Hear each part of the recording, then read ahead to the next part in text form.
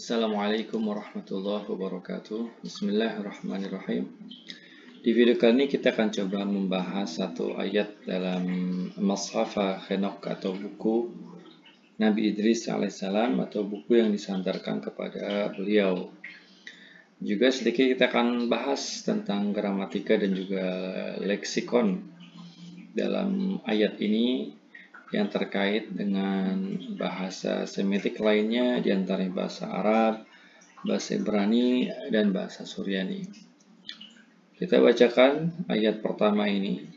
Wa kana amdakhra zakama tatkabat manfasya wa tar'a wa ta'ark wasta samayat wa ra'ikawamu la waladumu lamma la'ak kedusan yaqaida dibalahba asad wa albasamu sa'ada wa asfamu wa baruhan gausamu kama barad. Di sini kita temukan di kata pertama dalam ayat ini yaitu kata kona. Kona ini sama seperti kana dalam bahasa Arab ya. Kemudian sama juga seperti huwa dalam bahasa Suryani dan hayya dalam bahasa Ibrani. Kemudian amdakhraze ini gabungan dari kata dakhra dan ze yang bermakna setelah masa ini.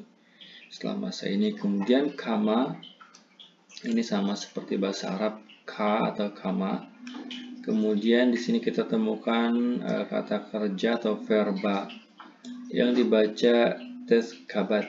Tetkabat merupakan bentuk pasif dari kata kabat yang memiliki makna tersembunyi. Kemudian berikutnya ada kata manfasya. Manfasya itu artinya adalah jiwaku.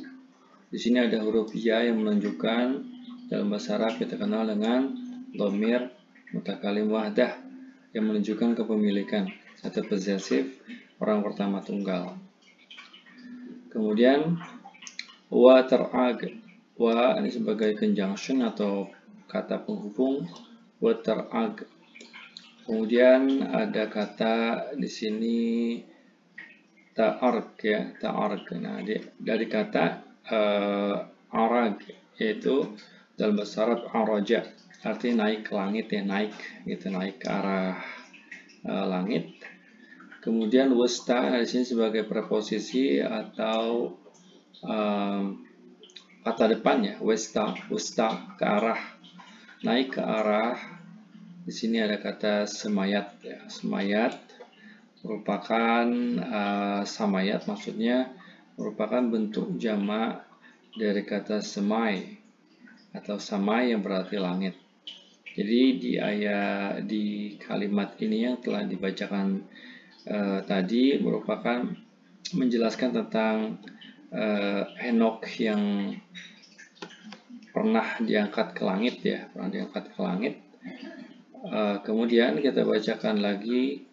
Di sini disebutkan wa lagi sebagai conjunction atau kata sambung dan ra'ikawamu dan di sana aku melihat. Nah, di sini ada kata mu-nya yang menunjukkan orang ketiga jamak ya. Kalau dalam bahasa Arab itu sama dengan hum.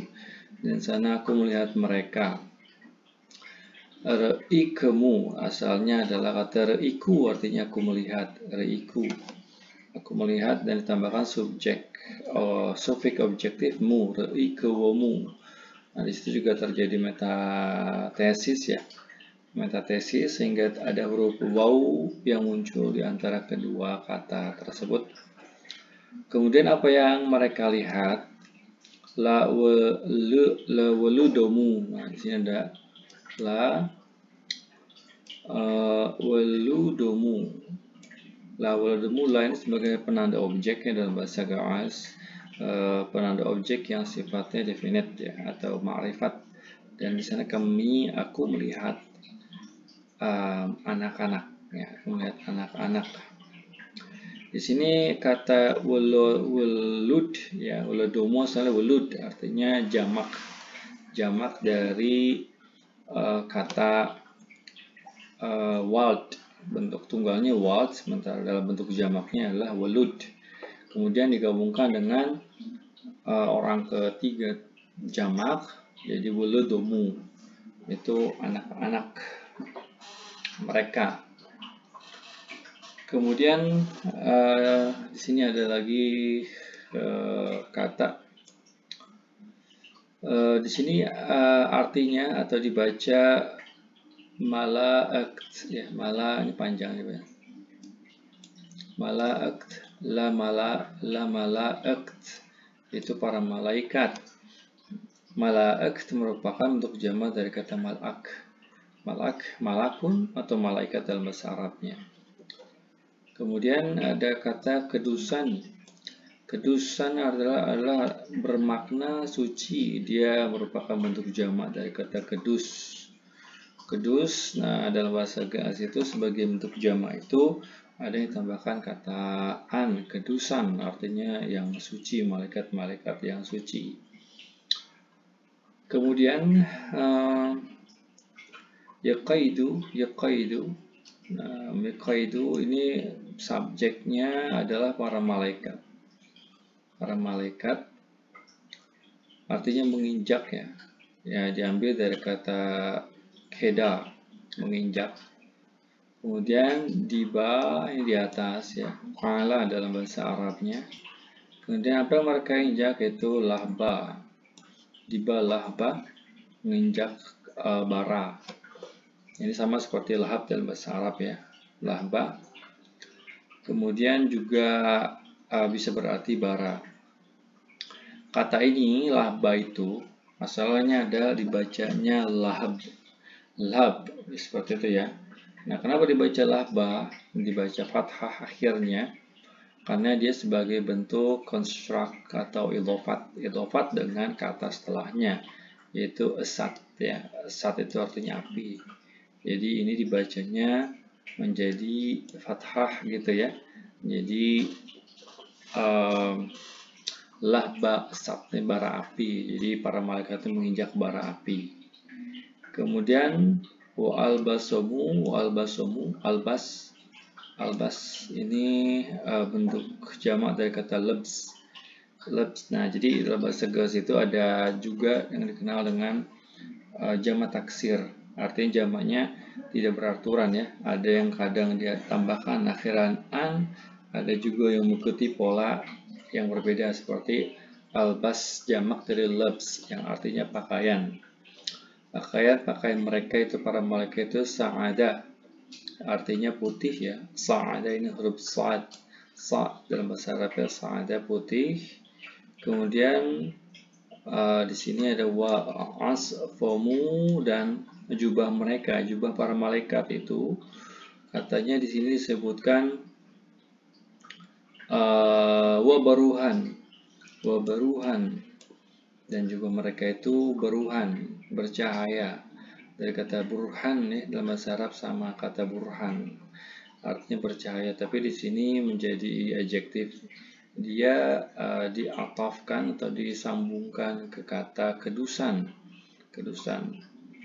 Jadi bentuk pluralnya sama dengan kata kedusan atau suci.